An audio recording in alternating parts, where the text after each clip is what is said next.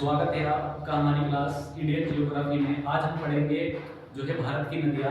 तो भारत का जो नदियाँ हैं अफवाह तंत्र है। सबसे पहले इसमें जो है केरल के तट में जो है समुद्र का पानी अंदर घुसने से किसका निर्माण होता है, लैगून झील का निर्माण हो जाता है, जिसे कयाल कहा जाता है। कयाल में जो है केरल में नेहरू बोट रेस का निर्माण होता है, यहाँ पे आयोजन होता है। इस पे जो है केरल के अंदर दो झीलें हैं, वेवनाथ झील और दूसरी अष्टमुड़ी जो है झील। वेवनाथ झील जो है भारत की सबसे बड़ी लंबी रामसर साइट है। यहाँ वेलिंगटन द्वीप पर जो है भारत का सबसे छोटा राष्ट्रीय राजमार्ग 47 एरिया है। इसके अलावा बात कर लेते हैं अष्टमुड़ी झील की। अष्टमुड़ी झील में जो है कितने कोने हैं? 8 कोने हैं, ये भी केरल में ही है। इसके अलावा बात कर लेते हैं नदियों की। जो नदियां हैं उनको जो है दो भागों में अफवाह तंत्र में बांटा गया है।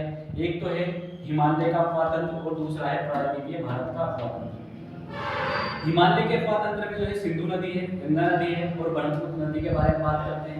और जो प्रायद्वीपीय भारत का अफवाह तंत्र है उसमें जो है अरब सागर में गिरने वाली कुछ नदियां हैं जिनको हम समानता के नाम से याद करते हैं। S4 जो होता है साबरमती, माही और N4 नर्मदा और तार होता है ताप्ती। इसके अलावा जो है बंगाल की खाड़ी में गिरने वाली कुछ नदियां हैं, महानदी, गोदावरी, कृष्णा, कावेरी। इसके अलावा बात कर लेते हैं हिमालय अफवाह तंत्र की। तो सबसे पहले इसमें हम बात करेंगे सिंधु नदी की। कुल लंबाई कितनी है सिंधु नदी की? 2880 किलोमीटर है। भारत में अफवाह तंत्र जो है इसका 1114 किलोमीटर है। इसकी सहायक नदी कौन कौन सी है? झेलम, चेनाब, रावी, ब्यास, श्योक और सतलुज। ये इसकी नदियां हैं सिंधु नदी की सहायक। आप इस डायग्राम से समझ सकते हैं कि जो है सिंधु नदी कहाँ से निकलती है।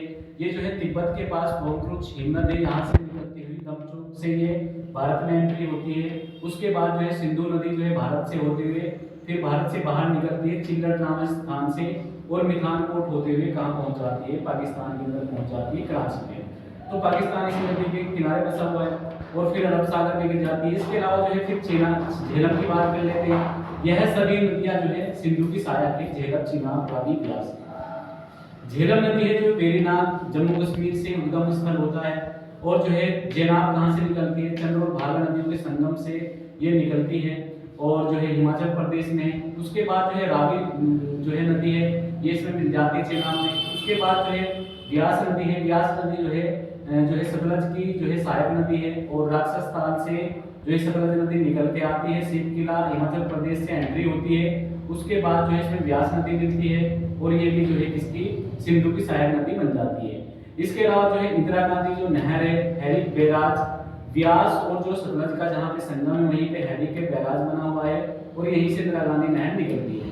इसके अलावा जो है बात कर लेते हैं आगे सिंधु नदी का उद्गम स्थल माने मानसरोवर है, बाखरू हिम्मत से हुआ है।